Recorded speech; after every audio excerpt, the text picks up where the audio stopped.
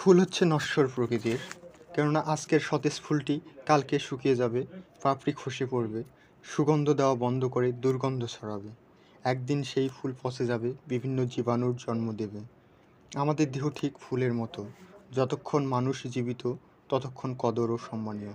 কেননা দেহ নশ্বর, দিন শেষে মৃত্যু নিশ্চিত। মানুষের হৃদয় অমর, চিরনবীন, প্রতিনিয়ত নতুন কিছু আবিষ্কার করে, সৃজন করে। এই সৃষ্ট কর্মগুলো মানুষকে অমর করে রাখে, মানুষের মহৎ গুণাবলীগুলো অমর। কেননা মানুষ সততার সাথে সৎ মনোভাব নিয়ে যে পুণ্য কর্মগুলো সম্পূর্ণ করে তা সত্যি অসাধারণ। তোমাকে ফুল, দেহ, হৃদয় এই তিনটি বিষয় নিয়ে কথা বলার বিশেষ কিছু কারণ রয়েছে। তার মধ্যে যেগুলো না বললেই নয়, কাউকে হৃদয় দিও না, কারো হৃদয় চেও না। হৃদয় খোলা রেখে পুণ্যকর্ম সম্পূর্ণ করো। দিন শেষে তুমি সুখ খুবই কম পেলেও কষ্ট পাবে না, কিছু হারানোর ভয় থাকবে না, মনে হিংসা জন্ম নেবে না।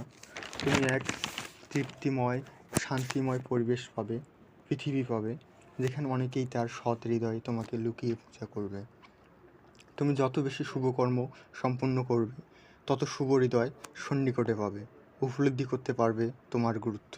যেদিন তুমি অন্যের মধ্যে নিজের প্রতিবিম্ব খুঁজে পাবে, তোমার মতো হওয়ার জন্য কিছু জ্ঞান পিপাসু পরিশ্রমী হবে, সেদিন তুমি নিজেকে প্রকাশ করিও, নিজেকে ক্ষুদ্র ভেবে মুকুট পরিও।